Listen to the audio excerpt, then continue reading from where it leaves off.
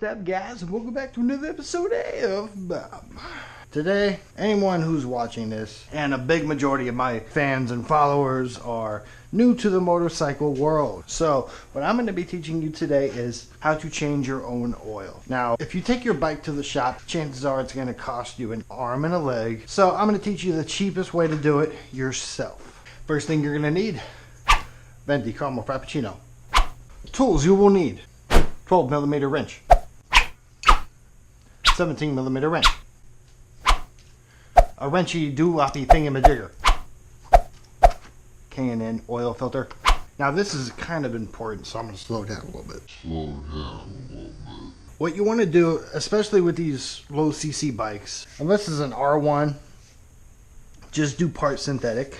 You can see right here on the title, where above where it says motor oil, it says part synthetic. And make sure that when you get your oil for the Yamaha R3 10W44T, and make sure there's a logo of a motorcycle there. Don't put car oil in your fucking motorcycle. It's special oil for motorcycles only. Next thing you're gonna want to do, if you just got back from a ride, make sure your engine is cooled off.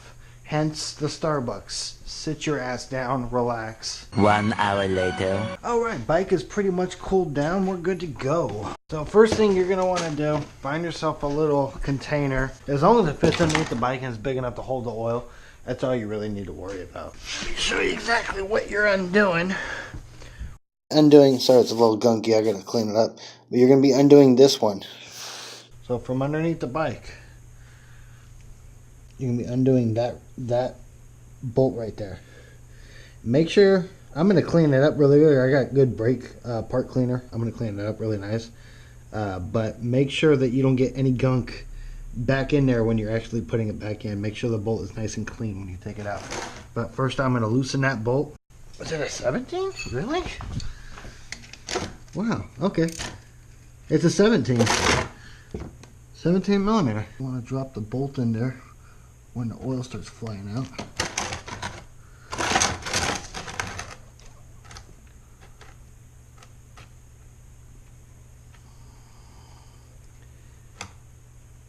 Almost there. And I'm pushing it in as I'm releasing. Alright, here we go. Yeah, that oil's very dirty. A very dark brown. A good thing we're changing it out. So you want to just keep letting it go until it stops dripping, which could take a minute, so enjoy the rest of your Starbucks. Okay, so scratch the 12mm. I don't know where the hell that came from, but you don't need 12mm. My hands are all nasty. It looks like I forgot to use toilet paper. Sorry, bad reference. I always want to have a crappy rag. Okay, I'm not meaning to do that. Now when you're doing this, you can keep an eye on it in the beginning and make sure that no metal shavings are coming out. You can use a magnet and keep it underneath the stream. And as long if there's nothing inside on the magnet, as when you're finished with it, then you know that you're shifting your gears right. That's a good way to check it out. But it's still coming. Almost done. So while we're waiting, go ahead and get this new oil filter out. This K&N oil filter is really cool because the stock filter that comes on the Yamaha R3, it's just a piece like this. What's really cool about the K&N oil filter is it comes with a bolt on that's attached to the actual oil filter, so you can take it off easily. That's really cool. But looks like we're almost done driven.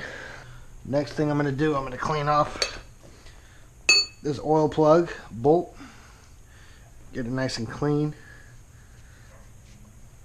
And one thing you'll notice when you're done, everything, you got clean oil and a clean oil filter installed, you actually shift gears better. It'll be a lot smoother. That's one thing that I've noticed, that when it's almost time for an oil change, your gears start to kind of feel sloppy. I don't know how other way to put it, but it starts to feel sloppy. pretty much good. Little access drips, but that's fine. My dogs are going crazy right now. Just finger tighten it for right now. Alright, now we got this oil. Now the next thing we're going to do, we're going to replace the old oil filter with the new oil filter. And you can actually locate the oil filter right there. You can get it from underneath. It's not a problem. Hopefully I don't drop my phone. Yeah, there it is. So all you want to do is grab your 17mm wrench. You can use a socket if you want, but basically you just want to loosen that up.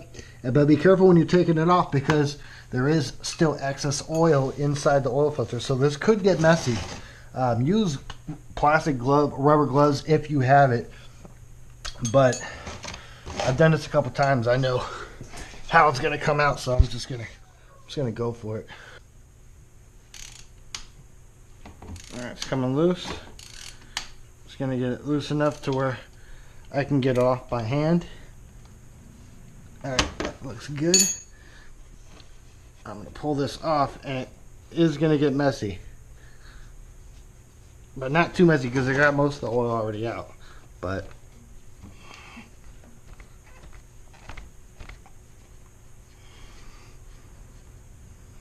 see that? See it coming out. Just try to keep your hands in the front part of the oil filter, because it's gonna leak from the engine bay.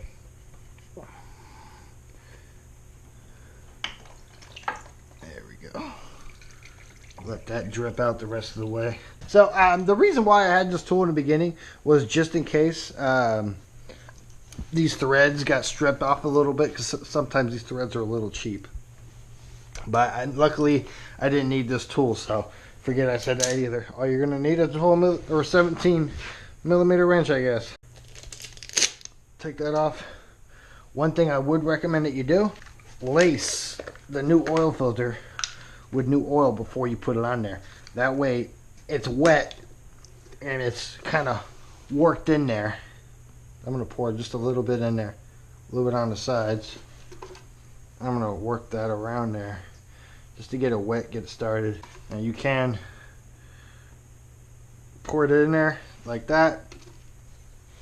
That way when you're pouring the actual oil in there, you're not waiting for the other oil to reset into the oil filter, so you know exactly how much oil you're actually putting in, if that makes any sense to you guys. Any questions about this procedure, just comment down below. I'll answer anything. There's no such thing as a stupid question, guys. Just same way you took it off, getting a new oil filter on there. Now this thing doesn't need to be super tight. I mean, you don't want it to be hand tightened. You want to use the wrench, but you want to make sure it's going to come off easily enough, but not to where it's going to come off on its own. So just gonna get in there. I'm done with the oil. I shouldn't have any more leaks, so hopefully not. No leaks, please. Now it's gonna tighten that new oil filter up. Just snug. Alright. Beautiful. Now we're gonna go on the other side. Take off your oil cap. This is not the stock oil cap. It's custom. I got it from eBay for about 17 bucks. I'll put that in the description if you guys want to get an oil cap like that. They come in different colors too. Now I am gonna need my, and it pours in easily, funnel. Gonna need my funnel. Well, that's not a funnel. That's a funnel. Make sure your funnel is clean. Looks clean. I haven't used it since my last oil change, and I cleaned it after that. I'm gonna pour the oil in there. Now, I believe it's just over 2 quarts for this bike. So we're just keeping an eye on that window. I know I'm nowhere near how much I need, but I'm just being cautious because it slowly rises up. Okay, so the line is right there. I'm gonna go a little bit more, just a little bit. Watch that line grow a little bit. That should be perfect. That's like dead on. Carefully take this out. Try not to get any oil on the actual engine. Take it out very gently. Get nothing on the engine. Okay. Clean this off. You don't want to get no dirt particles in there. Make sure it's clean. That looks good. Shoot that in there. Clean off your bike a little bit. That's good, that's on there. But you want to go around the bike, make sure everything's tightened up as much as it should be. You don't want to over tighten anything, but you don't want to under tighten either. That's good. And the drain plug. See, drain plug wasn't all the way tight. Alright. Now we're good to go. Take it outside, I'm gonna start the engine. And I'm gonna watch for leaks.